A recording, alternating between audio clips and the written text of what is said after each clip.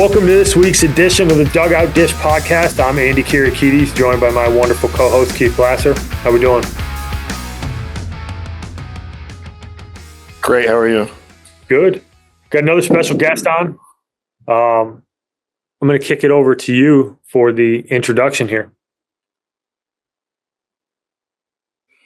Yeah, tonight we are joined by, it makes me feel old, a former player of mine who has made a career out of coaching college baseball after a pretty good career up in the North Country with the Potsdam Golden, what are they, the Golden Knights? Yeah. Potsdam Golden Knights. But tonight we're joined by the assistant coach at Hamilton College, Nolan Driscoll. Nolan, thanks for coming on, bub. Appreciate you having me on, KG, Andy. Listener of the pod, so it's pretty cool to be on it tonight.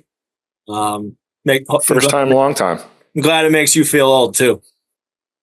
Yeah, we were cutting it up before, and I coached against you. It's crazy. But give us a quick rundown of how you got to where you are right now. Sure. Yeah. So as Keith mentioned, I went to Clarkson University, graduated in 2015. Right out of college, I was lucky enough to get into coaching, got the assistant job at SUNY Fredonia. Was there for one season, thanks to Coach Pallison. Great experience. Then had the opportunity to go back to Clarkson to be the grad assistant. I thought it was really good to get away for a year, just to a little bit of separation, but also see how another program's run.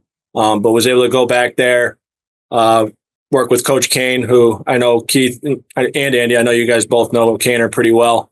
But to be able to work for the guy that you played for, I think that's a pretty unique opportunity. While also get my master's.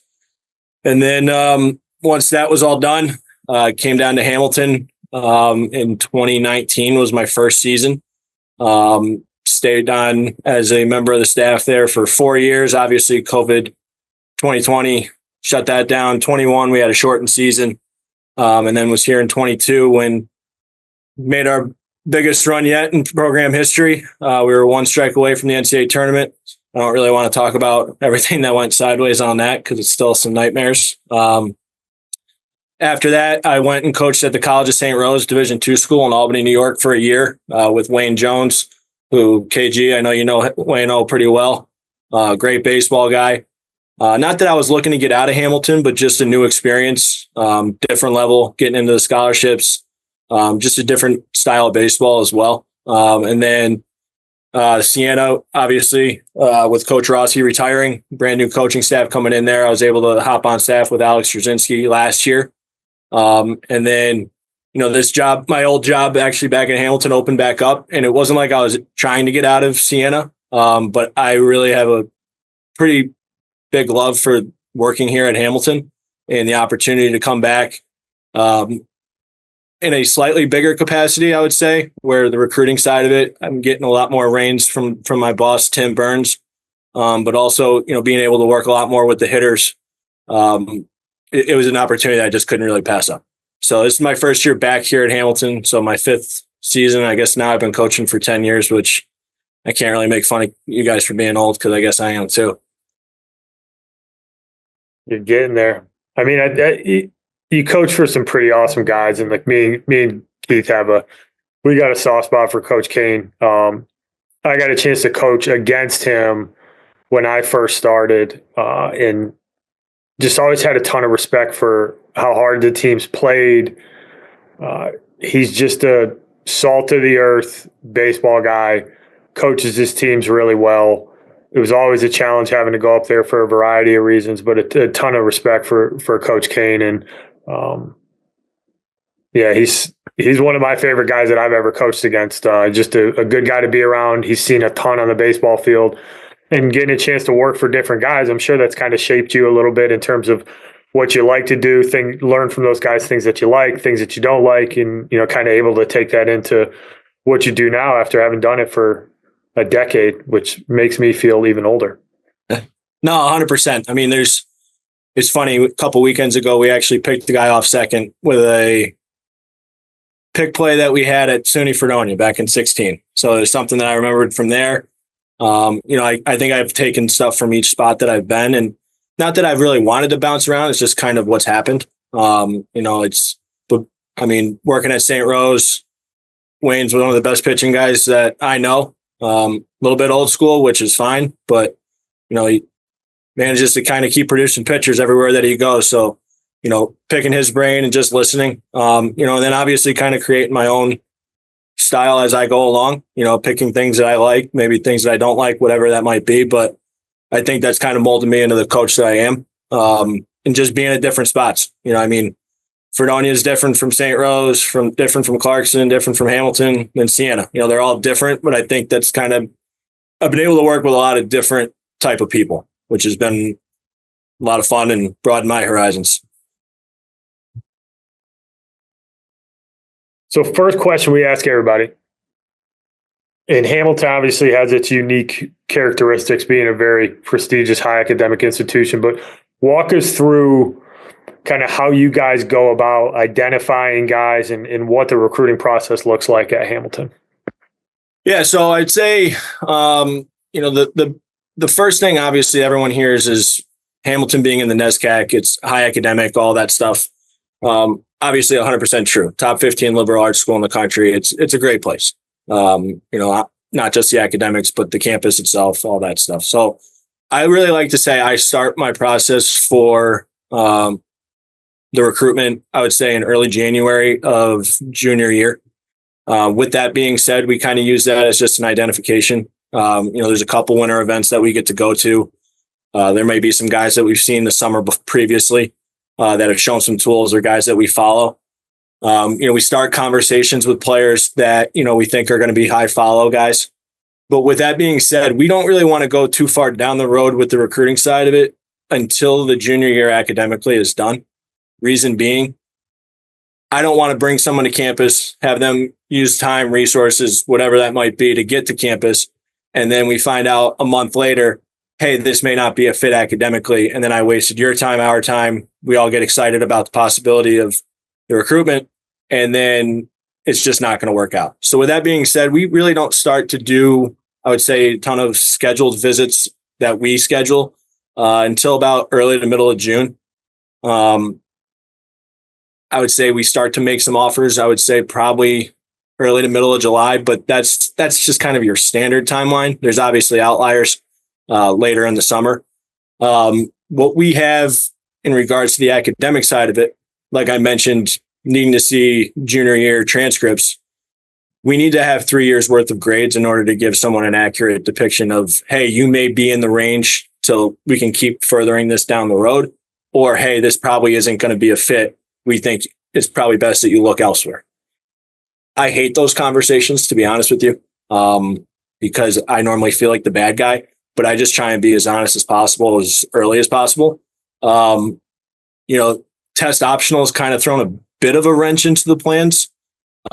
Reason being, if people absolutely crush it on the SAT or ACT, it's easy for them to submit their scores. That's, 1,500, obviously, like, you're getting into a lot of places. But now that we've gone test optional, say someone doesn't absolutely knock it out of the park the first time on their SAT and they say, I'm not taking it again. That's completely fine. That's why we are test optional now. But with that being said, they're going to look through your transcript. And by they, I mean the admissions office. They're going to look through your transcript a little bit more closely. Are you taking a lot of APs, honors classes? Are you challenging yourself with a lot of rigor? Not all APs are the same. There may be AP physics compared to another AP that might not be as rigorous.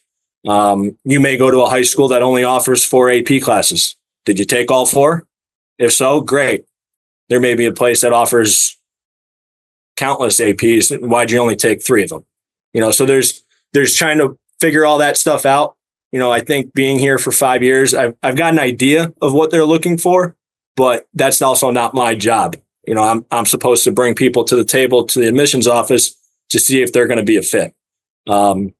So we normally figure that out early summer. There's still a lot of players out there that we don't really get to see until the summer, whether that's just events that we go to or geographic distance, because we recruit nationally, internationally, to be honest. So we don't get out during the spring to California, right? But we'll go out there during the summer. We'll go to a bunch of different events across the country. So we don't really want to try and rush it. With that being said, we've got some guys that we're interested in, but it's just wait and see what the grades shake out to look like for each person, and we go from there. Yeah, I think the academic world, right, and obviously we were immersed in it for a while. I think it gets oversimplified that, like, if I have really good grades, I can play there. And I think that that's a little bit of a misconception too. And I know we were talking about it a little bit before, but yeah, you need guys who can get in, but you also need guys who are baseball players first. And I don't know if you want to take a second and kind of talk through that it's not just as simple as I have grades, I can go play at Hamilton. For sure. And that's what we were talking about earlier before we started recording was listening to the military schools that you guys had on. They like to find baseball players and then see their interest level, or do you want to possibly come to Navy? Not, do they have players that show up that are fully interested in being in the Navy and playing baseball that end up being good players? Sure, that happens. But they want to find really good baseball players that may be looking to, okay, here's what Navy has to offer. Very similar, obviously not the military side of it, but very similar in the fact that I'm looking for good baseball players that are smart, not smart students that also kind of want to play baseball somewhere. I think that's the big separator. And that's not always easy. I'm not going to say I have 100% hit rate on that. But I think you can get a really good feel for that through just the recruiting process and just relationship building, right? Like I really want to get to know our players or our recruits pretty well on that side of it. Baseball here is not a hobby. Some people think Division III, I can just go play D3. No, this isn't a hobby. This is college baseball. The biggest thing that it's actually Coach Kane instilled this in me is it's got to matter to you. It's not just something that you do because you're here. Like being on the baseball team has to matter. Putting the team above yourself, team reputation, how you act on the field, off the field, classroom, all that stuff has to matter. And it's finding guys that it does matter. I think that's the fun part of recruiting, because those are the guys that normally end up being a hell of a lot of fun to coach. And you get enough of those guys on one team, you're probably going to be pretty damn good. Yeah, the background work is such an important part of the recruiting process, and I'm gonna pat you on your own back here. I think you do an awesome job of following up with guys, staying in touch with guys, keeping tabs with guys, and I think that's all a big part of the process in terms of getting to know the individual who's going to come into the program. I mean, I wouldn't say it's black and white, but you go watch a guy play a couple of times, you got a pretty good idea of like, yeah, that guy's good enough for us, right? Like he's a guy that moves the needle for us and we want to recruit him from a talent perspective, but getting to know, is that the type of individual we want there? And I think this is a common thread across all of college baseball. And I think there's some guys who do it better than others in terms of they call resources, they check in with high school coaches, they do the background work. They try to get to know the kid. They try to get to know the family. Because at the end of the day, Hamilton, I'm assuming you guys can't just bring in 25 guys every year, right? No. There's a cap, and you want to do the best that you can to find the right guys, the right fit. Because if you're going to bring them into your program, you got to at least know that they're going to fit into the culture, right? And 100%. I think that gets overlooked sometimes because we try to make everything really simple, really black and white.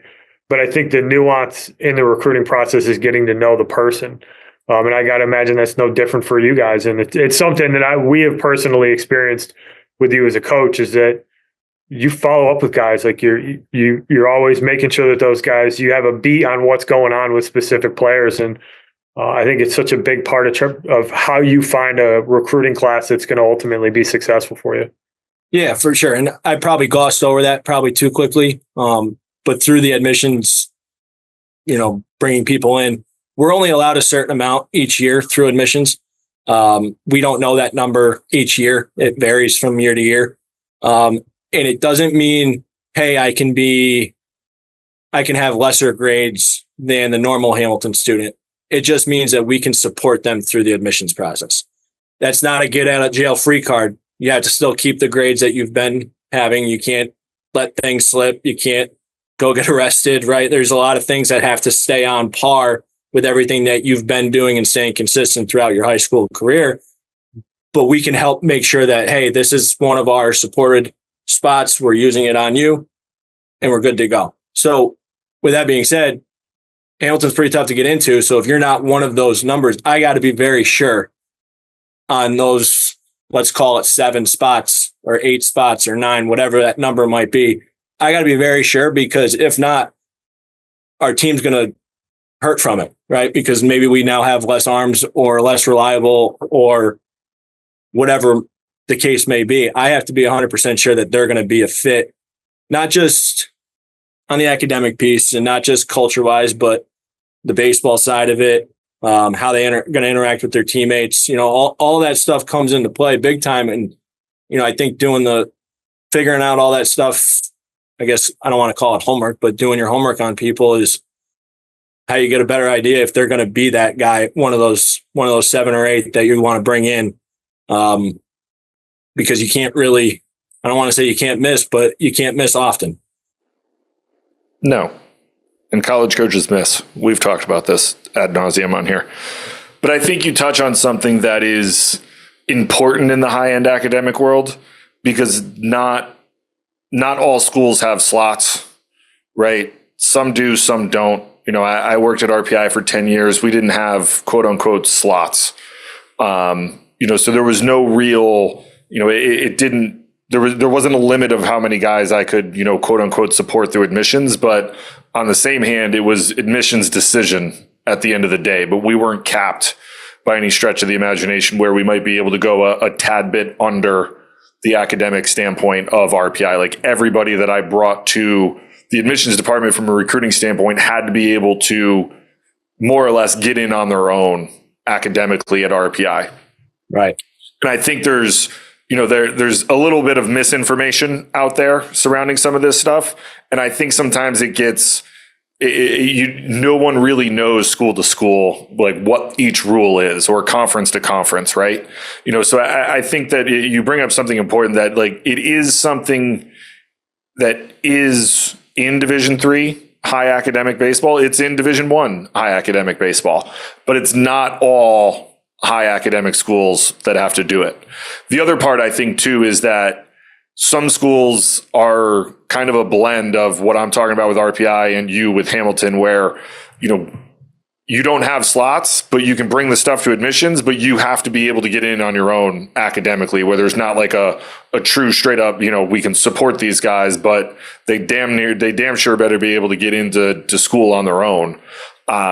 Without having athletic support, so it varies school to school, program to program, and honestly, like you said, it's going to vary year to year, right? Like there's times at RPI where it was a little bit more difficult some years than others. And it was just based off of what they were doing from an enrollment standpoint and admission standpoint when talking to them. Now, that said, that's generally communicated to the head coaches, so you have an idea of what's going on. It's not, you don't turn around in August and they tell you, hey, you're only getting 5 guys this year, and you had absolutely no idea. You're going to have a pretty good idea, But I think when I talk about this being a veiled process, a lot of the times this is one of the things that I think is fairly veiled, especially in the high academic world, because you're not necessarily telling everybody how many slots you have and what you can do. You're generally looking for really good baseball players who have really good grades, who want to go play baseball in college. And, it just so happens that, you have 7 slots. So now I have 7 guys that I can support. And, the other side of it too, and you can correct me if I'm wrong, but, there are players that can get into and potentially play on the team that aren't supported, right? Like they can get in on their own. So you don't have to necessarily, vernacular of college baseball, burn a slot on somebody, because that allows you, like that person can get in on their own. So I don't necessarily have to worry about them. We can get another guy. It's kind of like the scholarship playing with money at the Division I or Division II level. Yeah, a little bit. Yeah, a little bit. sometimes it's a risky gamble. It's not exactly a gamble you want to take. And that's a lot of the times that's not our decision to make. Nope.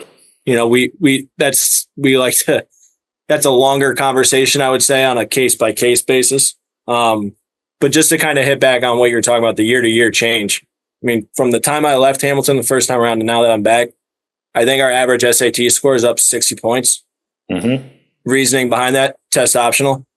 Yeah. So this freshman class that's on campus right now, not athletes, just the entire freshman class, I think the average SAT score was around 1470, 1480, but only 52% of the students actually submitted testing. So that kind of goes back to my point of, if you crush it on the SAT or ACT, yeah, for sure, submit those grades. But someone goes, all right, I got a 1350 my first go around. My transcript's awesome. I'm just going to go test optional. Where that's changed drastically from before, where our SAT and ACT average score was lower just because everyone had to submit it. So, those changes year to year, I don't want to say we try and predict them. We just try and look and see where it's going. But, we learn something new every time. Yeah. I think it's, like the interesting thing when I was at RPI, and, I'm assuming they still do this. I don't know if they are, so people can fact check me.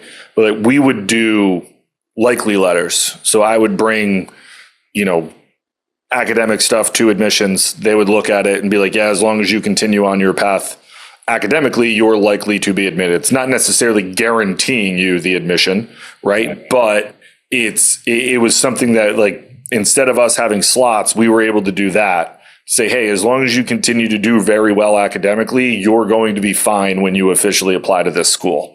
It wasn't a license for you to be like, well, okay, now I'm going to drop physics and calc and not take any AP classes and take underwater basket weaving and golf my senior year, right? You still had to go take a challenging academic schedule. You still had to do really well on the SAT and the ACT. So that's probably the biggest difference between what we would do and what you're talking about with slots. And, some schools do likely letters. Some schools have slots. Some schools don't do either of them, right. So it all depends. And I think the one thing, we haven't necessarily gotten into this from the podcast, so I was glad you brought it up, but I think it's something that, people who are listening, who are looking to go through the high academic world, it's going to vary school to school and program to program. It's not a hard and fast rule in all of Division III, they do this. No, man, it depends what each and every individual school decides how they want to handle the recruitment process of the student athletes from an admission standpoint and what they're doing here. Yep. Nailed it. You hit on a couple other things, and Keith, we actually talked about this the other day, but it's not just a transcript. It's not just the test scores. You're factoring in what percentage of APs have you taken that are offered, right? Because a school, if you're crushing it at your high school and you're doing a great job and they only offer 4 APs, to your point, and you took all 4 APs, you can't get to 8 or 9 that some of the other applicants are going to have. And that's something that gets taken into consideration. Just like you might take 5 APs, but your school offered 25, that looks a little bit different. And it's not this straightforward formula. Getting into things like geographic location, at least it played a significant factor in admissions when I was at Vassar, that if you came from an underrepresented state, the barrier to entry was a little bit lower. They're not making massive swings to try to get a kid in from New Mexico, but if you recruit a kid from New Mexico, he might not have to be a 34 ACT with a 4.0 and 7 APs. He might be able to get in with a 30 because of the representation. And then you get into the school profile and how do you stack up against the other students in your high school? How many kids from that high school apply to Hamilton or Vassar or RPI on a regular basis? And it's way more than how people try to simplify it. I have really good test grades and my transcript's good. There's other stuff that goes on in this decision process that is very much out of the coach's control. I know that. Yeah, no, for sure. And I think, obviously, I think each school is different with the geographic side of things, or with, some colleges just draw really well from some high schools. It's just a fact. I can rattle off probably 20 right now that it's, we've got Hamilton. There's a bunch of those alums that are at Hamilton right now. With that being said, back to your AP talk is don't just take APs just to take them either. Taking 7 AP classes and getting a C in 6 of them, that's not going to do you any good either, right? You still have to do well in those classes that you're taking. Just taking APs just to take them and then not succeeding in them, that's not really doing you any good on any side of it. Maybe if AP Chem isn't for you, take regular chemistry. There's some alternatives to it, but I've had student athletes in the past. They go, "Hey, should I take this class, this class, this class?" And I go, "Well, are you going to do well in them? Because if you're not, you're not helping yourself out here." I think that's more of a family by family decision. I don't think it's exactly something that I'm not a guidance counselor. I'm not picking your classes. All I know is that the more APs and the better grades you have, it helps your case. Back to what you're saying, though, we were kind of talking about with the different high schools. Obviously, I'm going to be looking at schools, the ISL in New England and, schools down the DMV that we draw pretty well from. But with that being said, I also do like to kind of go a little bit, I don't want to say out of the ordinary, but I like finding players from different areas that maybe we don't have, I guess, maybe underrepresented. There's a senior on our team right now who's from the middle of nowhere, Virginia. His high school had 3 APs and he was straight A's and he took all 3 APs and he thought it was pretty easy. He's gotten here. He's crushed it. He already got his job. He's lined up. He's ready to go.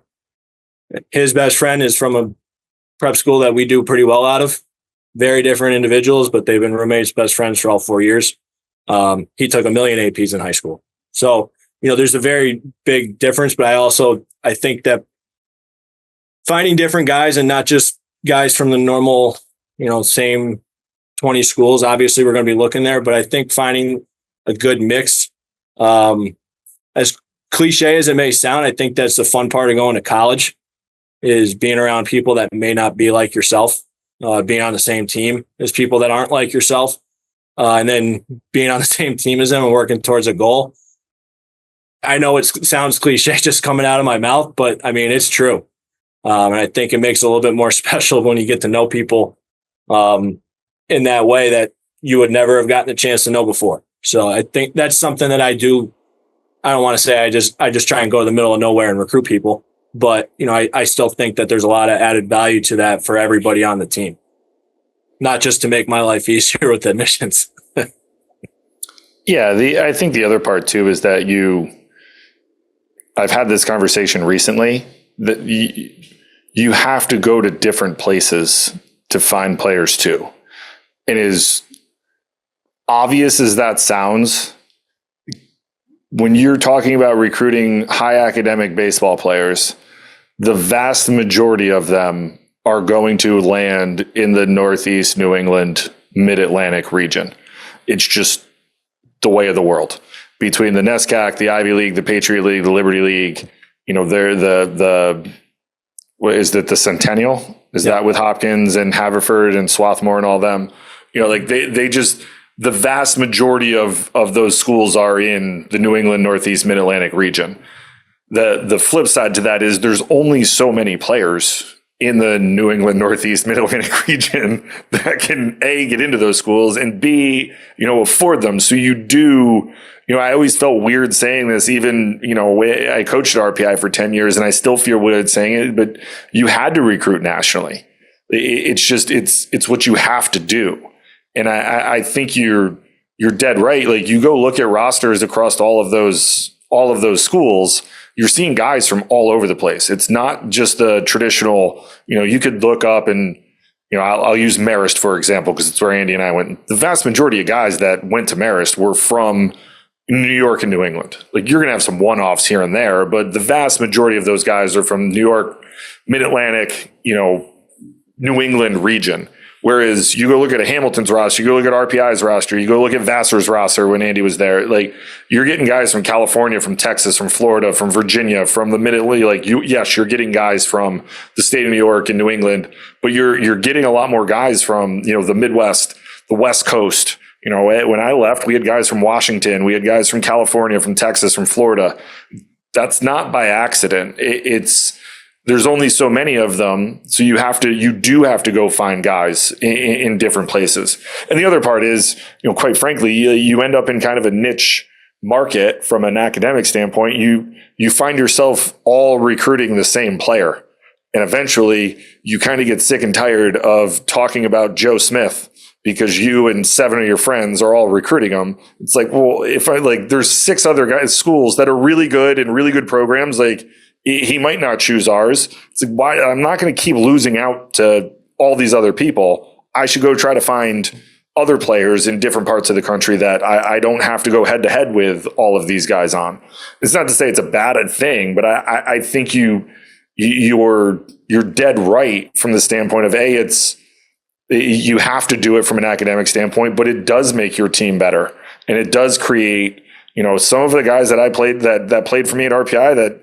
Guys from, the Bay in California are best friends with guys out of Chicago and New York that you'd never think, would really line up and be really close, but they are.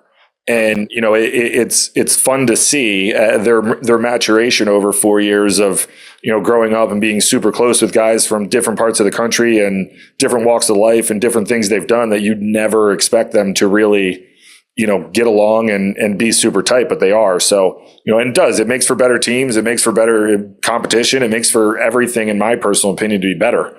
But you hit the nail on the head that, you have to go to different places to find players, so I think the flip side to that is if you're listening to this as a player, like just because you're not from, upstate New York or New England, that you can go play in the NESCAC, you can go play in the Liberty League, you can go play in the Ivy League or the Patriot League.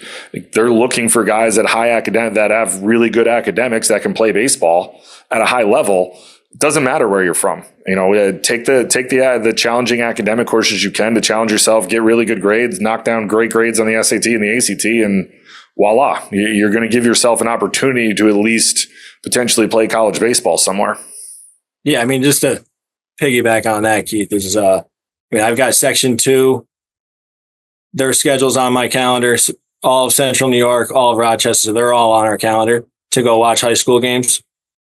But we also have an incoming freshman that on our first phone call, he asked me what conference we were in, and that was music to my ears.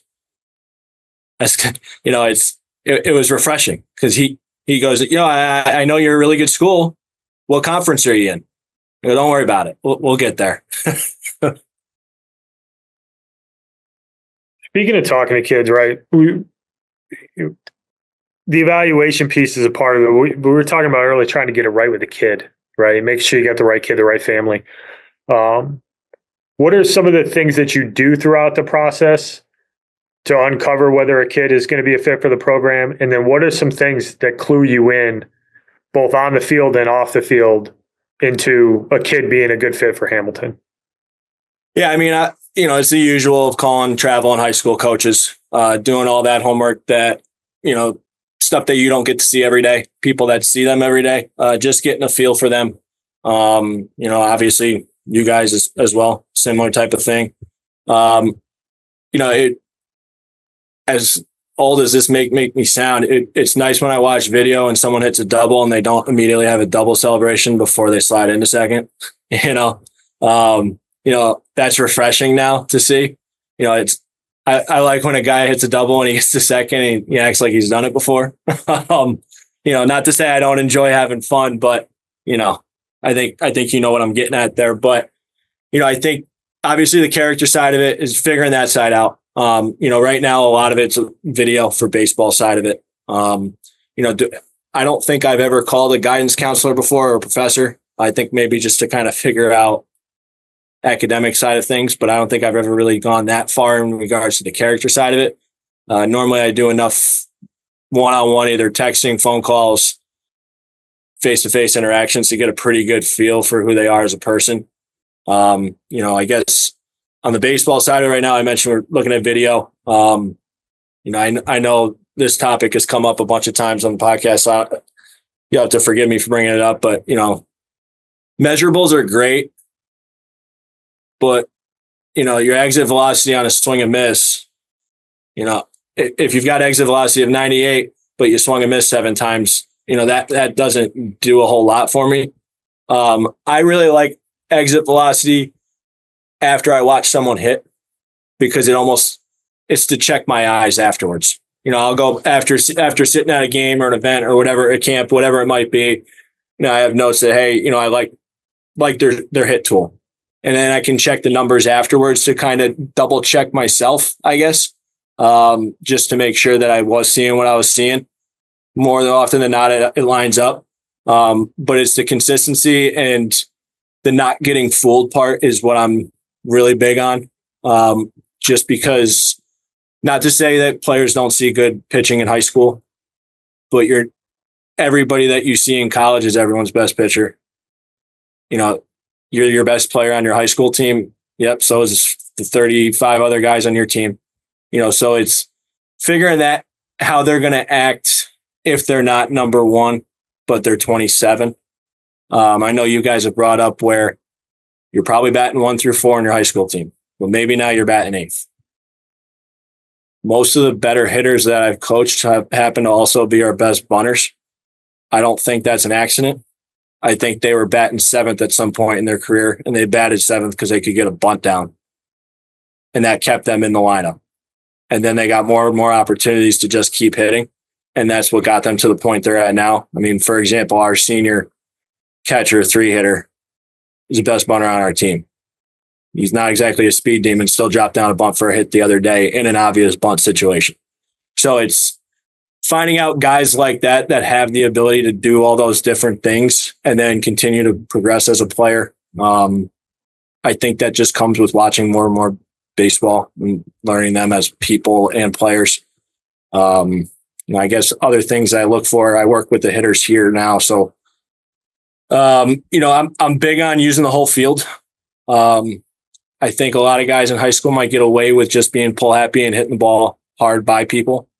But I think in college, if you can't hit the ball the other way or using the whole field fully, I think you're going to get exposed pretty quickly, just because if you can't cover one side of the plate, college pitchers are just going to live out there until you figure it out.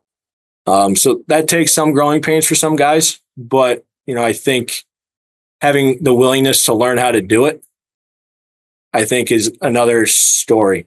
We've had some guys that have some really serious power, but we couldn't figure out how to go the other way with the baseball. Once he figured it out, he started hitting the ball out to the opposite field, and then him as a hitter became a more complete hitter, where his average all of a sudden jumped through the roof as well as his power. So having that type of guy, but then on the flip side of it, I know Keith, one of his favorite players of all time, a little third baseman at Clarkson. I also do like guys like that I call my little, I'm not going to curse, but my little disturbers that just drive you nuts, that foul off pitches, will do all the little things right, can play a bunch of different positions, run well, run the bases well. Just good baseball players that may not be flashy, may not make it look all that pretty, but they make every play and they drive the other team nuts. I love those dudes. Can't have enough of them. Obviously, we can't have too many of them. I know Keith knows exactly who I'm talking about right now. I can't have 9 of them running around the field. But boy, when they're playing against you, you remember them, they drive you nuts. I love having those types of guys on my team. It's the short little 5'7" third baseman that anytime you throw him a strike, he hits it. If not, he makes every play at third, and then we'll smile at you afterwards. Yeah, the college game is a big jump for guys, right? And you hit on some stuff like making adjustments, and if there's a way that you can get attacked by the other team from a pitching perspective, they're going to figure it out pretty quick, especially in today's day and age when there's so much data available, there's so much video, right? If you know a guy really has trouble staying out over the outer half of the plate and using the middle of the field, coaches aren't just going to throw you inside. You're going to see a lot of breaking balls. You're going to see the ball expanded off the plate. Being able to make those type of adjustments, and you kind of hit at the gameplay stuff. And we've talked about this a good amount, but we were talking about base running earlier. It's one thing to be physically talented and skilled. It's another thing to be able to play the game really well. And to be successful in college, at some point, it's going to catch up to you if you don't play the game really well.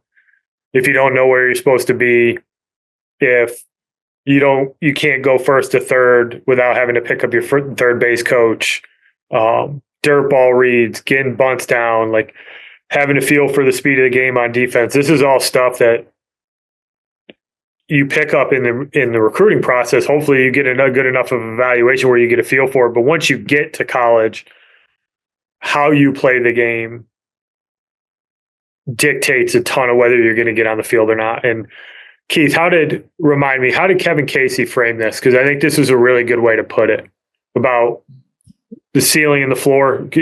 Remind me on that. Your ceiling has to be closer to your floor. The closer your ceiling is to your floor, the more likely. Gosh, I'm messing it. This is like Tommy Boy. Like, it's got to be your bowl. Like,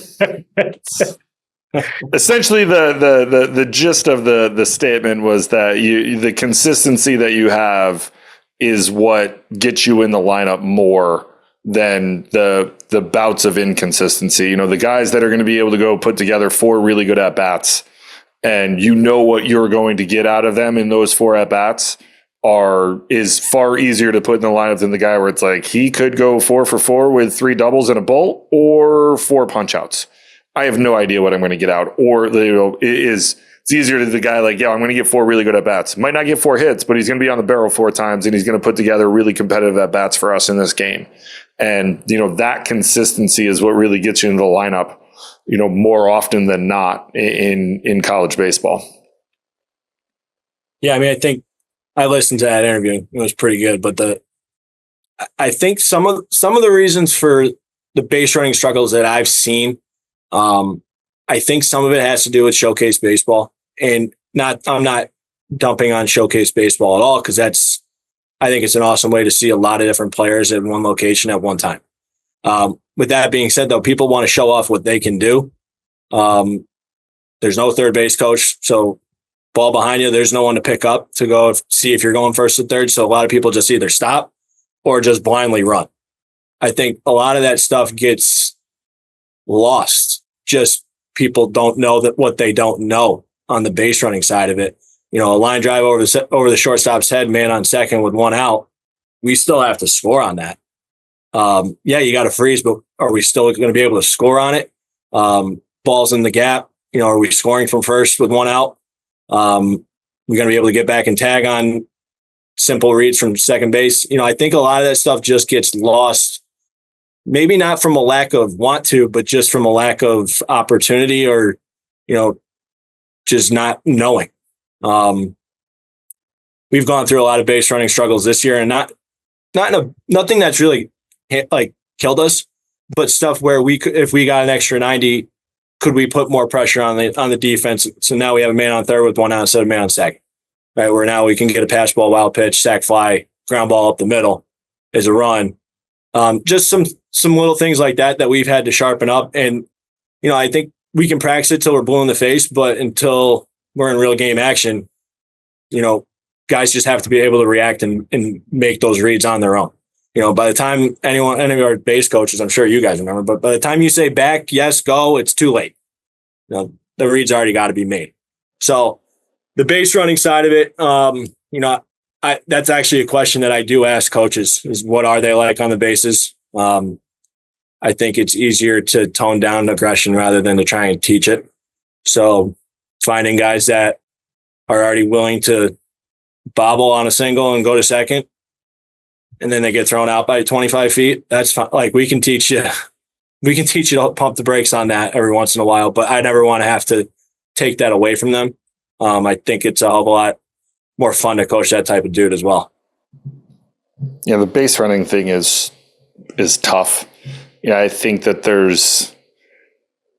I think the one part of it too, probably the bigger part, if I'm being honest, it's not necessarily the gameplay in showcase baseball or high school baseball. Is at the end of the day, like, we're all recruiting it, and there's guys there that are like they're good enough to play, right? Yep. I think a good portion of it is just not being taught. That's the obvious, right? The other side is I think that so many high school players, and this is a deeper conversation, but I think so many high school players are out of position in the high school game that guys don't necessarily know how to get correct reads. How many games have you showed up to where like the right fielder is playing on the line and the center fielder's play is shading oppa or shading pull side, and the entire gap in right field is wide open. Right. And there's a single hit there that turns into a triple. Yep. And that's just normal. Yep. Right. And that's not the case. That single is a single in college. Hell, it might be caught. Right. Right. So I think, part of it is that they don't get enough quality reads from a gameplay standpoint in high school to be good at it. And the other side of it is, I think that people don't take into account how good you have to be at base running and how thin the margins are at the college level, right? Like 50% of your games in college are going to be determined by one run. Yep. 1 or 2 base running blunders is just the same as making 2 or 3 errors in the field and putting more runners on. Yep. So I think people, I don't want to say people, I think kids, and players for the most part don't take it seriously because they don't see it as a part of the game. They just see it as something that they have to do in order to potentially score a run, and not something that you need to actually be good at in order to score runs so that we can score more runs to beat the team by more runs. The whole point of winning a game is to score more runs than the other team. For those people out there that don't know how to win. But that's generally how you go about doing it. You score more runs than the other team, and the more pressure you can put on, the more extra bases you can take. We used to keep free 90s at RPI, and I stole it from Columbia with Coach Peretti and Tish and Soups, where you're tracking walks, hit by pitches, errors, pass ball, wild pitch, stolen bases, balks, anything that can get you a free 90 feet. And generally speaking, when I would track ours, I would track all of our opponents, I would track our league. Generally speaking, you get to the end of the year, the teams that give up the least amount of free 90s over the course of a 9-inning game are usually the top 4 teams in the conference tournament, and the teams that are doing the best, because they're limiting the amount of times that you're allowing your opponents to get into scoring position and do those things. But conversely, on offense, you want to be able to force those things. But back to my original point, I just don't think that – I don't think players take it seriously. I don't think it's coached the correct way. But I also don't know at the high school level that you're getting the proper reads off of some of that stuff, right? Like, we all coach third base. Off the bat, that's down. And guys, they'll freeze. They don't know, they take a step back, and it's like, we do this every day. But you have to put a heavy emphasis on it in practice and do those things to get them to realize that this is super important, because no one's putting base running videos on the internet, right? No one's like, hey, look at me run first to third on my Twitter feed. No one's doing that. People barely put defense on there. Which, by the way, you have to play defense to play in college. I'm on my soapbox here. But everyone just wants to put their swings up there. And that's all well and great. But in order to actually get recruited and play in college, you have to be able to do all of these things. And I think it's something that we let go by the wayside because it takes a lot of time, and it's a little bit more difficult to teach. Sorry. Yeah, it's the least sexy part of baseball on the offensive side of things. Yeah. Everybody wants to hit doubles, and I get it. Doubles are awesome. All 4 doubles, more doubles, the better. But to your point, Keith, there's 2 sides of the coin here. There's the defensive side and the prevention of the free bases. But then there's the offensive side of it, which is creating those free bases. And we did the same thing at William and Mary. Murph had data going that predated me significantly. But if we won the free base battle, which is more free bases than the other team, we won almost 80% of the games we played. And it's not just the prevention side. It's a dirt ball read, first to third on a single, that's a free 90. That's an extra base that we took that puts pressure. Stretching a single into a double, yeah, it's a little bit arbitrary, but that guy who gets out of the box on the ball that gets down the left field line, that's usually a single, who takes that really good turn, takes a good path down the first baseline, and he ends up at second base, like that's a free 90 for us. And to your point, the margins are super thin. And if you get two more guys in scoring position because somebody had a really good dirt ball read or somebody was hard out of the box on what should have been a single, that moves the needle in a game, which moves the needle in a conference weekend, which moves the needle in the grand scheme of things when you're talking about getting into a conference tournament or, whatever it might be. And it's such a hard thing to evaluate because oftentimes you don't get to see a kid do it enough. Right. But when they get to college, it's not that you don't have time to teach that stuff, because I don't think there's a single program out there that's worth their salt that doesn't put an emphasis on doing that kind of stuff and try to give their team a space in practice to fail, right? We never put the brakes on anybody in practice. We wanted them to make a base running mistake so we could coach it up.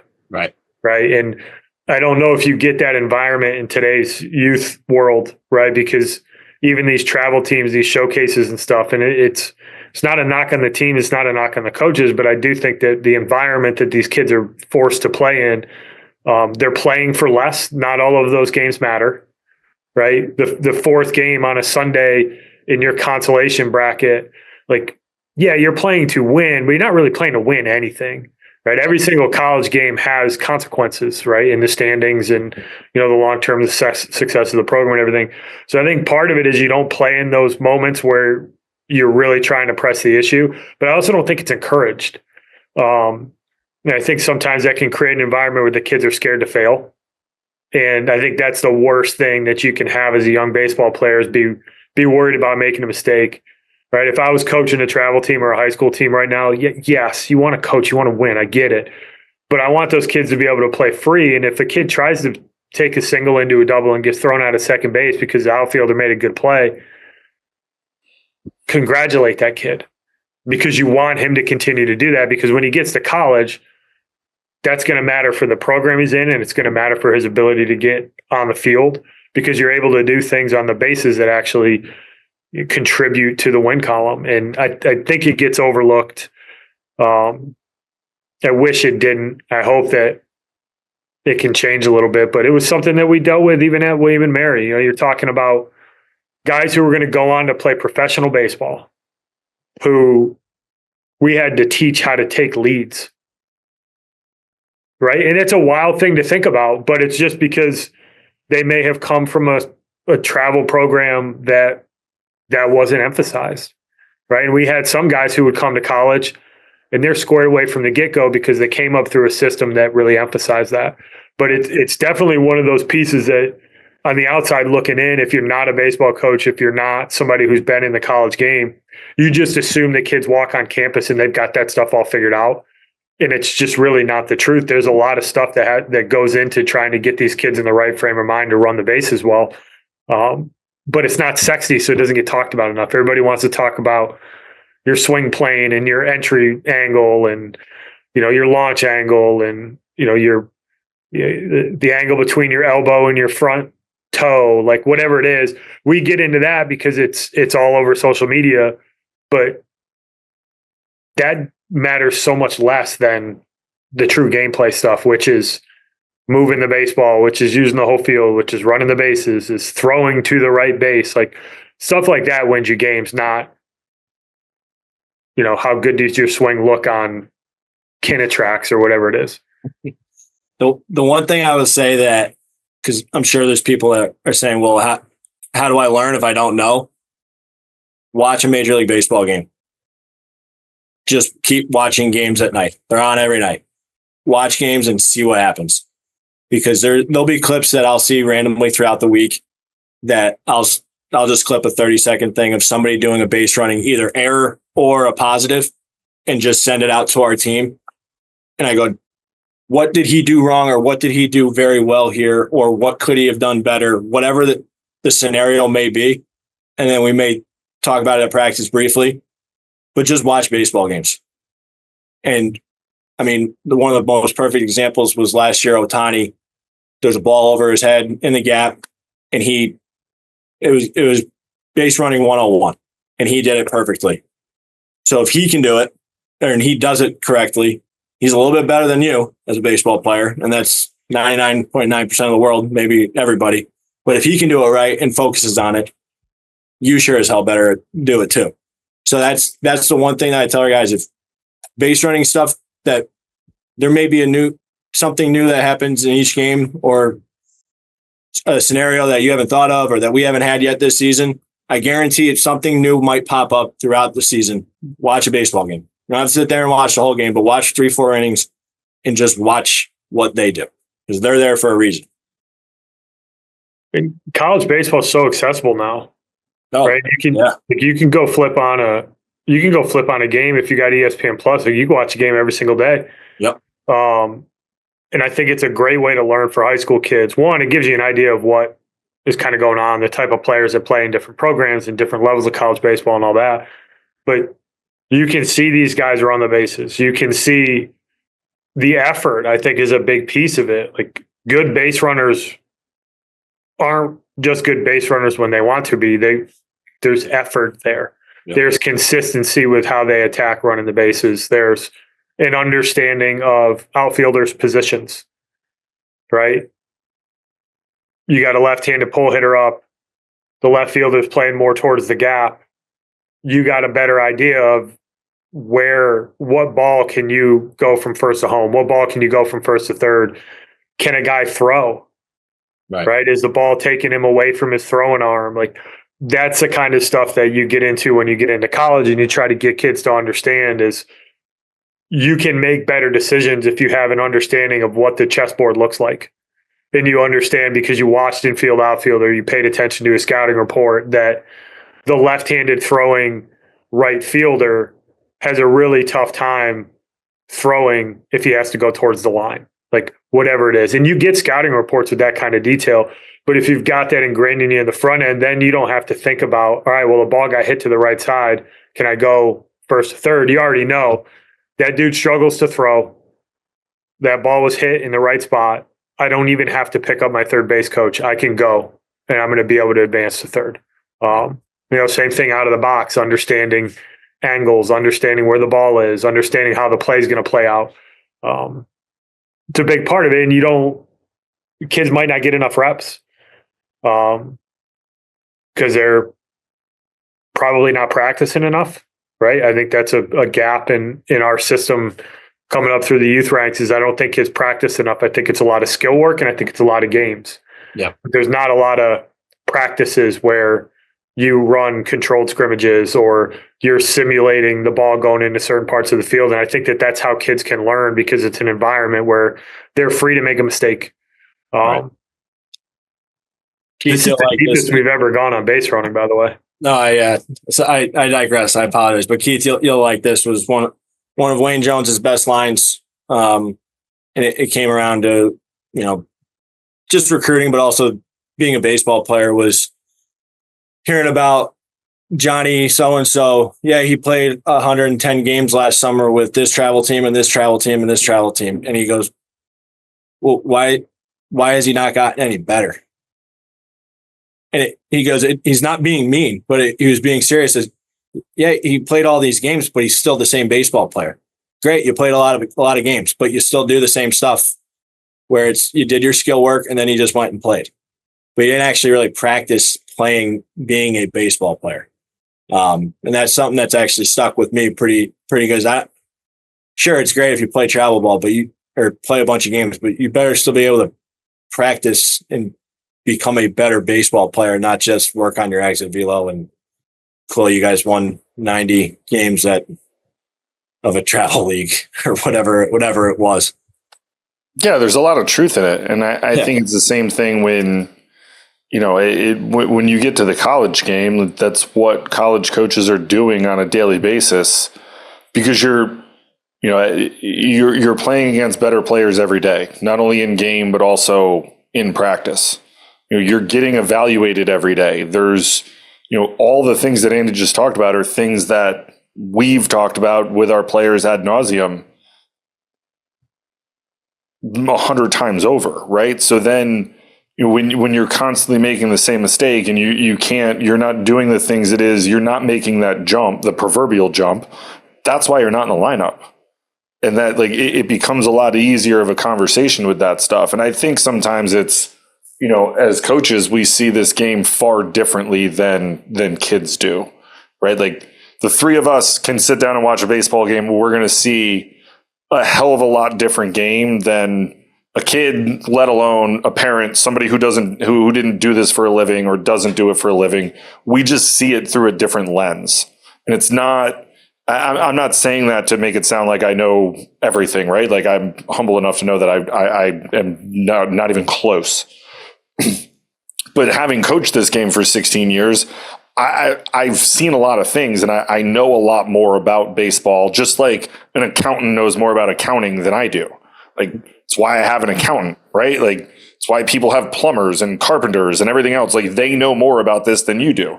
Same thing when it comes to coaching baseball. Like, I know more just because I did it for 16 years, right? So I think sometimes it gets lost on coaches and us when we opine about this stuff. It's more so, you're trying to get your kids to do these things, but at the same time, like, how much are you making it an emphasis every day? Are these we can complain about base running all we want, but if we're never going to work on base running, we ain't going to get any better at it. But I think when it's things like that, and those are nuanced things, guys running away from their throwing arm, where are guys at, when you get to second base, where are the outfielders lined up? Where are the infielders? Is the infield in? Are they playing back? Are they halfway? Are they a double play bet? Where are they? Where are they in relation to you? What does all that stuff look like? And there's so much that goes into it. It's impossible to cover every day, right? But you can certainly go coach pitch inter squad, and something happens, you can stop it and talk about it. And at the very least, we've covered some stuff here, and I just think that it's hard sometimes where, it's to Wayne's point, you're 100% right. Your kids played 110 games. You haven't gotten any better. What are we working on? Right? At some point you have to get better. And that's the jump that I think kids in college, when people who are listening, when you get to college, it's going to be difficult. You're going to feel like you're drinking water out of a fire hydrant when you get on campus. But that's where you can start making jumps to be better. I've talked about it before. One of the best ways to get on the field when you're younger is to be able to defend. One of the easiest ways to get on the field early. Another one, be a good base runner. If you have a semblance of an idea, if you can defend and you can run the bases, guess who's probably pinch running and going and playing defensively late in games? You. Because you know how to run the bases, so we don't have to worry about that. And two, you can defend. So now he can score runs and also keep runs off the board. Easiest way to get on the field. But again, it's not the sexy thing in baseball. Yes, are you going to eventually have to hit and do things? Of course you are. But generally speaking, with guys, that comes with maturation and an age and just playing at that level for a little bit of time. Generally speaking, you're going to see guys not you're going to hit 150 as a freshman, and then 200, and then 250, and then 300 as it gets older. Obviously, I'm just using round numbers for math's sake, but it's generally how you see it go. And I think sometimes what gets missed, and I love how these podcasts go in completely different directions, but I'm glad we've talked about this because these are things that I so much goes into being able to A, recruit, and B, be successful in college. It's not just what your swing looks like. It's not just, it's not what my metrics are. Hey, I run a 6.7, awesome. You can't steal first base and you can't run the bases. So your speed is completely useless being a 6.6, 6.7 runner because you can't run the bases. And those guys exist at a high clip. And there's dudes out there that are 7.2, 7.3 runners that are phenomenal base runners that play up. Their speed plays up from what it is because they know how to run the bases. And I think that there's so much that goes into it because people just look at the metrics side. We're so metrics driven now that everyone's well, he runs a 6.7, he has 100 exit velo. Yeah, he's got a huge swing and miss, can't steal first base, can't run the bases, and he's a marginal defender at best. Like, your metrics are awesome, but you can't actually play the game of baseball.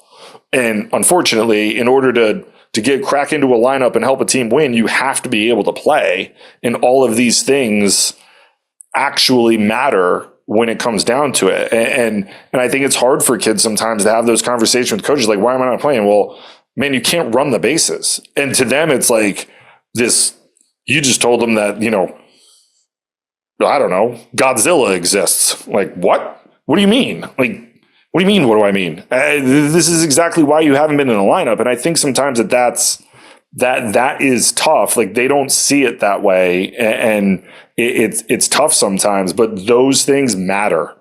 And I can't stress enough how big all of, like, how much it actually matters, because when you're evaluating and putting a lineup together, those things are going into the equation of what it is, how you're constructing that lineup.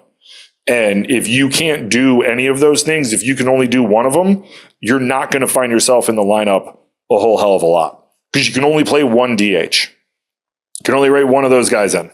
So you got to be able to actually defend. You got to be able to run the bases. You got to be able to hit. You got to be able to, like, your baseball IQ has to be high.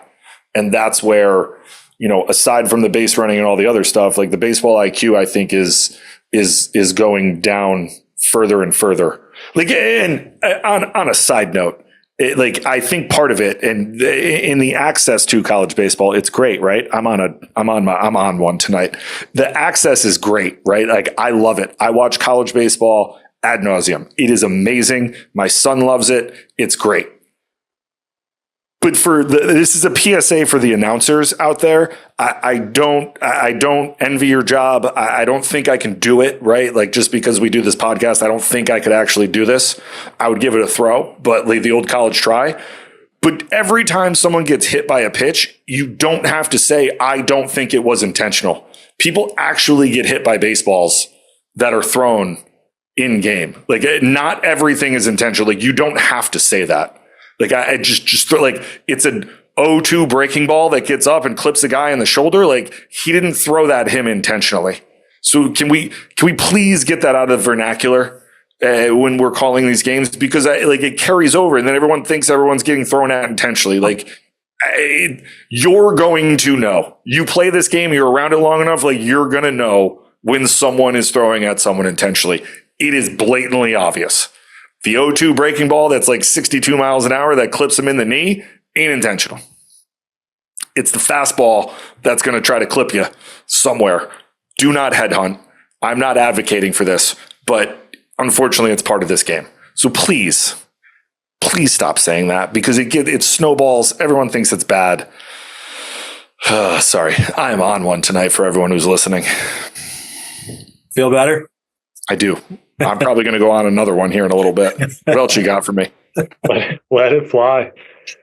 Let it fly. You got me thinking. I lost my train of thought there for a second. Things that matter, small things.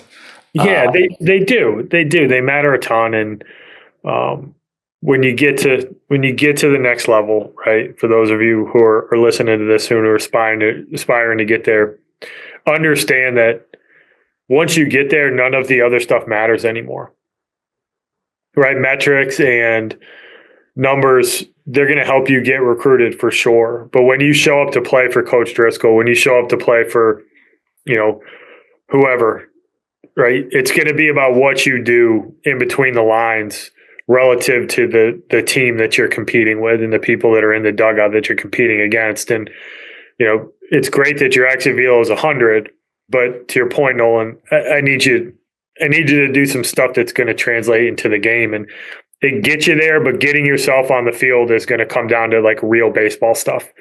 I think that's true.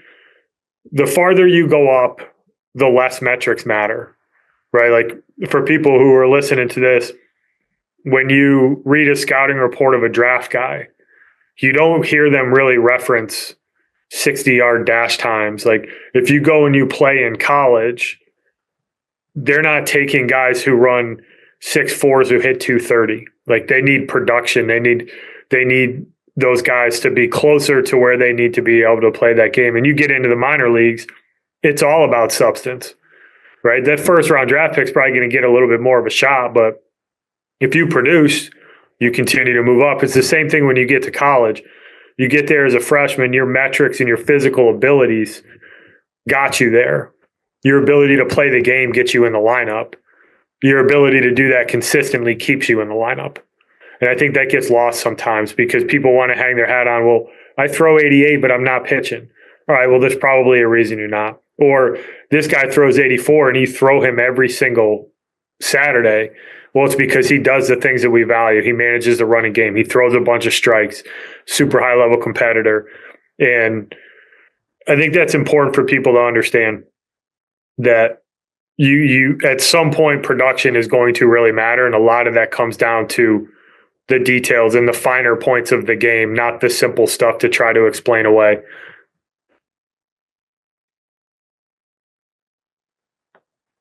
I want to add on that one, Coach? I wanted to make sure that we didn't have too much of a lag there. The silence, people think the podcast ends for 1 second. No, I think you're right. Like it's one of the hardest things I think in this game is that there's so many things that you have to actually cover and go over in order to be good. And it's not just the hitting, the defense, the base running, the pitching, right? Like it's that stuff is the surface level stuff is relatively easy for all of us to be able to identify and know, right? Like we've all done this. I did it for 16 years. Andy, you did it for 11 or 12. Nolan, you're creeping up on our territory now because we're getting old and so are you. But it's relatively easy when you show up to games, like you know who the good players are, right? Like you can watch a guy who's going to go play at Maryland and be like, yeah, I get it. Like that's a no-brainer. The hard part, I think, comes when if you're listening to this and you're going to college, the hard part is how do you separate yourself when you get to that level, right? Because everybody, Nolan, you said it earlier, everyone was the best player on their high school team, right? You went from 8% of high school seniors are going to go play in college. I did some math the other day, and we'll get into that at a different podcast. But you're talking about, give or take, at the Division I, II, or III level, about 20,000 position players that are playing Division I, II, and III baseball. So in order for you to get in a lineup, like what are you doing differently? And it's not just the hit tool. It's not just the defense tool. It's not just the base running or pitching tool, because now it gets to, hey man, everybody is going to be 85 to 87, bare minimum, 86, 88. 87, 89 with a breaking ball, with a changeup, with a splitty. What are you doing in order to find success there? Right? Are we how many strikes are you throwing? Are you getting swings and misses on the fastball? Are you getting weak contact? Are you getting swings and misses with breaking balls and off-speed stuff? Are you in and out of the zone with it? As a hitter, can you handle it? Right? Not for nothing, but hitting 82 mile an hour straight fastballs in high school ain't going to get it done at the college level. Like you're going to see dudes who are firm and are throwing straight nitro. How can you get barrels to baseballs there? You're going to see guys that are throwing sliders that you've never seen before. And you might not see it in the box the first time. You're going to be like, I swung, I don't know where it went. Like, how do you find success there? In the defensive side and the base running side, I think it gets so intricate and in depth because baseball is so situationally driven. Where when this people always tell you, where am I going with this ball when it's hit to me? Like, yeah, you have to think about it, but what's the situation? Are we up by 1 or are we up by 6? Right? Like you're up by 6 in the 9th. Like, we're just taking outs here. That's all we're doing. You're up by 1. Like, we want to keep the double play in order so that we can throw 1 pitch and hopefully get 2 outs. Like all of that stuff, it changes so drastically and at the drop of a hat in this game. And it seems like there's not a lot going on sometimes, but this is the one thing I miss about baseball, about coaching, is like that chess game while you're playing. and what moves you have to make and who's hot in the bullpen and what's our matchup look like? Who's coming up in the lineup? Okay, we're in the 7th. They have, 1, 2, 3 coming up. Like, we might go to one of our better arms early to try to get those 3 guys out in a tight game versus going to, a third arm out of the pen because he might not be the best matchup in the top end of their lineup. Do we put this guy on? Do we not? All of those things. And I think that there's so much that goes into it that it's hard for younger kids to kind of understand, but those kids, Nolan, to your point, that are going to watch baseball and legitimately be students of the game, those kids are the ones that usually start making jumps very early on in their career to be able to find themselves in the lineup because they're figuring out how this game is played and what they need to do in order to be successful. We've all coached, and we've all coached guys where you're like, this dude's in the right spot every time. It's not by accident. Like, you don't end up in the right spot what seems like every single time because you're just lucky. You have an idea of what's going on. You're reading swings, right? Like, hey, read the swing. You have outfielders moving oppo and in on 0-2 counts. Like, right. How many times do I have you stood in the dugout and you're like, oppo, can we slide oppo and in here, please? And then we don't, and a ball dumps in. Like, yo, what are we doing? It's little things like that I think are hard for a lot of younger kids to understand because you don't play at that level, right, in high school. And then you get there and it's like, oh my goodness, I'm drinking water out of a fire hydrant for the second time. I'll use that analogy because there's just so much that has to happen, right? Like, and I think it's different from a lot of sports where you don't have to worry about, yes, it's a team game, but you don't have to worry, if I miss a block, it's on tape. Like, yeah, the quarterback got sacked because I got beat. Like, we don't necessarily, you don't know until the end of the game that the error, that the ball I threw away in the 3rd ended up being the run that scored what ended up being the winning run, right? Like, we don't know that then. So I think it's one of those things, like, it's hard to kind of wrap your mind around from what's the word I'm looking for? It's hard to wrap your mind around from starts with a C. God, this is terrible. Anyways, what's that? That's not a C, but spectator. No, I want to say comprehensive, but it's not. It's never mind. It's hard to wrap your mind around from a conception standpoint, because you're looking like you don't have all of the answers. And it's hard to realize that what happened in the first inning or second inning might be the reason why you lost that game or why you end up losing the series. Because in the first inning, we walked 4 hitters and we only gave up 1 run, but your pitch count is at 60 and we have to move to the bullpen in the 3rd because you had a horrible start. And now our bullpen's burned in a tight game in game 1 that we end up losing. And now we get to the back half of game 3 and there's no arms left. Right. So I think from a conception standpoint, it's hard to kind of wrap your mind around that type of thing. Not to say that it's all that person's fault. Right. But you can draw lines from anything in baseball to be like, well, we were in trouble in the 3rd game because we had a horrible start in game 1. But we won that game, but we had no pitching left after game 1. So game 2 and 3, we just got boat raced and 10-run ruled. So I think that's where, it's harder for these kids. And I think, Nolan, you've been, this is your 2nd stint at Hamilton. I think sometimes coaching the high academic kid, it's hard to conceptualize for them as well, because it's very straightforward. We have rules as to why things are, if 2 + 2 = 4. Well, right. It's a little bit harder, I think, in baseball where there's no hard rules to some of this stuff. And it becomes harder, I think, sometimes for higher academic kids to grasp that. That's a whole conversation for a different day. But, no, but I mean, 2 things that I would like to add on based off of that, and it's the drinking the water out of a fire hydrant kind of thing. I still remember getting to college and the speed of the game was fast. It was just faster than I thought. I played in a good summer program. You coached me. I'm ready for this. And we talked about Dave Kinney earlier, and before we got on this, Dave Kinney hit 420 for his career, I think, 415. He was the first baseman. I wasn't playing over him. Hard pill to swallow. So I hung out with Dave Kinney.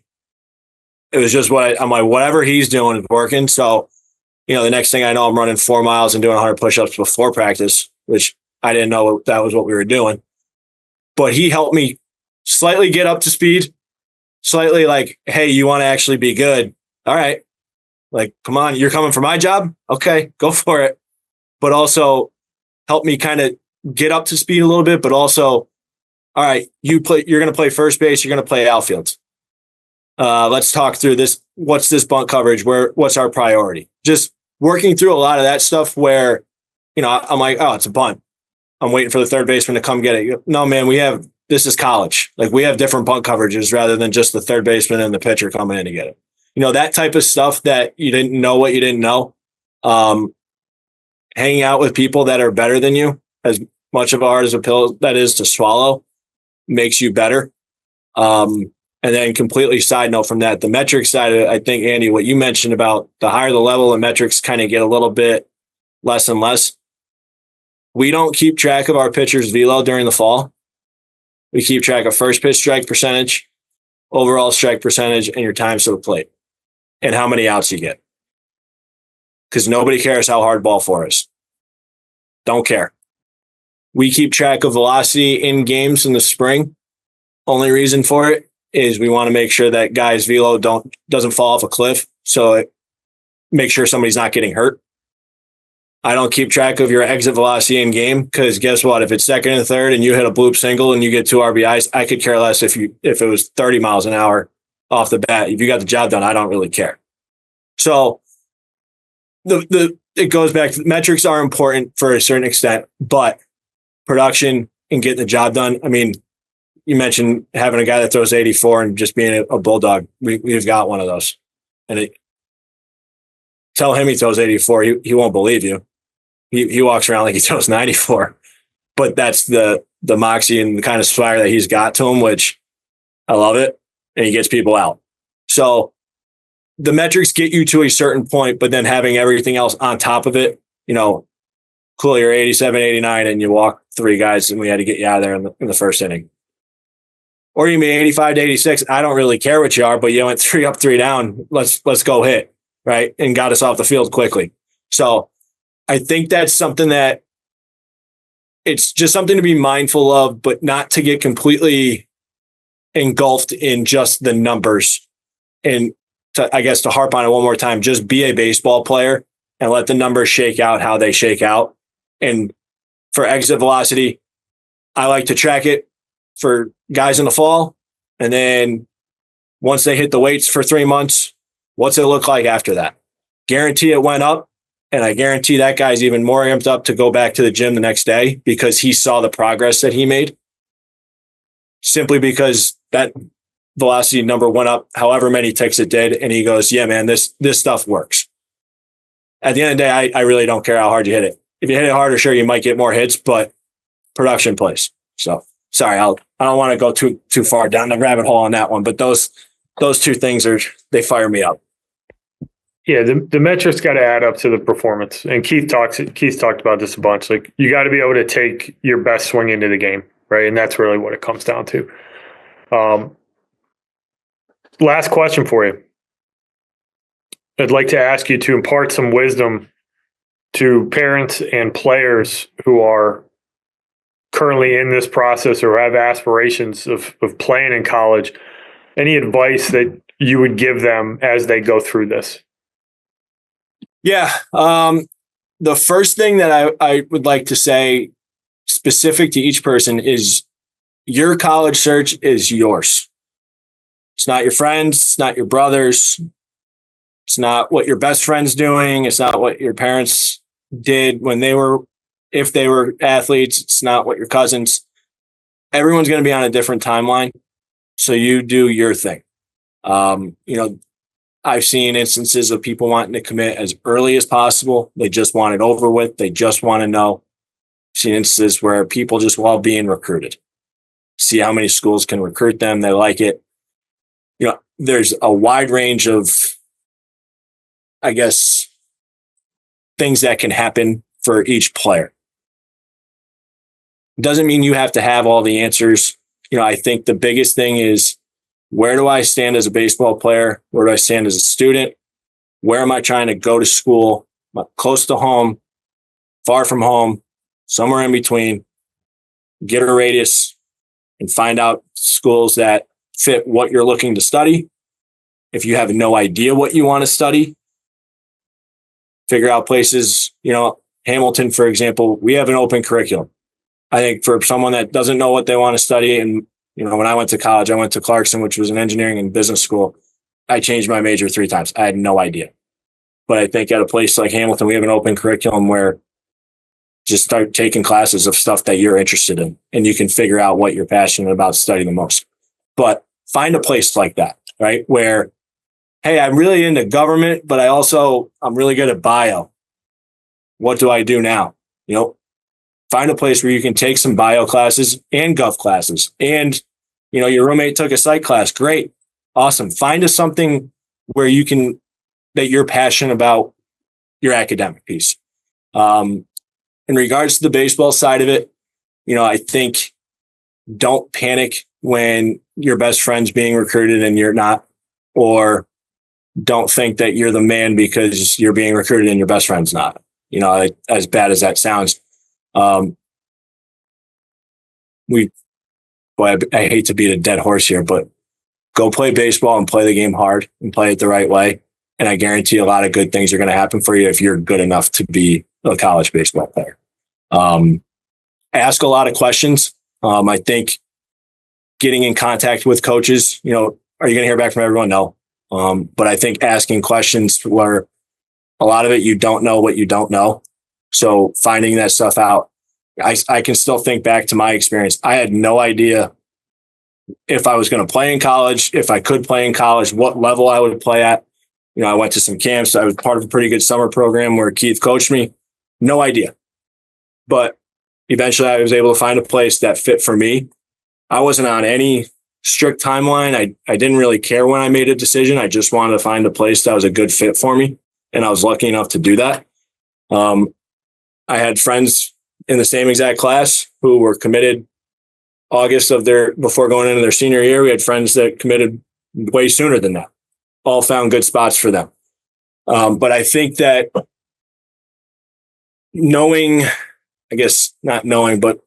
figuring out what it is that you're looking for in your college experience, knowing that that's going to change possibly, and still being very happy with your decision is the biggest part of it.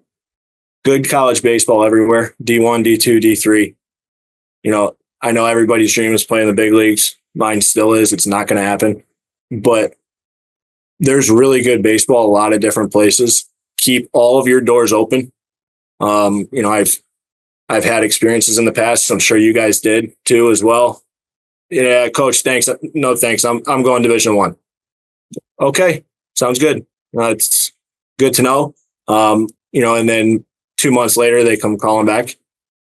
Keep a lot of doors open if they're open for you. And the biggest thing is enjoy it, right? Like picking a college should be fun. I know with the transferring and everything going on now, this term or slogan may be a tad outdated, but picking a college is not a 4-year decision. It's a 40-year decision. I still think back on my years at Clarkson and love everything about freezing my ass off up north. We still go back for alumni weekends and still in touch with a bunch of guys that I played for 10 years later. It's because that was a decision that I made for the rest of my life where I'm really happy about it. But, it should be a fun time to start. You're looking at colleges. You can figure out what it is that you like. You're going to go do new things and you're going to go become an adult, learn a bunch of stuff, and hopefully win a lot of baseball games. So remember to try and make it fun. Don't let it stress you out. It can be stressful, but really enjoy the process of visiting campuses with your family, with your friends. If you get to go play on college campuses during the summer or the fall, enjoy it. It's a lot of fun, right? You never know if you might play there again, or maybe you do get to play there again 3 years later down the road, or maybe the following fall, right? So I think it should be a lot of fun and not a stress-filled, oh my God, what do I do? Where do I go to school type of experience, because you only get to really do this once. Well said. Well said. I mean, I rambled a little. I'm sorry. no, but kind of what you hit on the end, I think is important is like trying to find the right fit, trying to find a place where you're going to be comfortable. You're going to be coached by some people that are going to make a difference for you. And I know you found that in Coach Kane. But those 4 years they're 4 years that are really influential, right? And you meet a ton of people and you figure out who you are. Like you're away from home. For most guys, it's the first time they've ever really been away from home.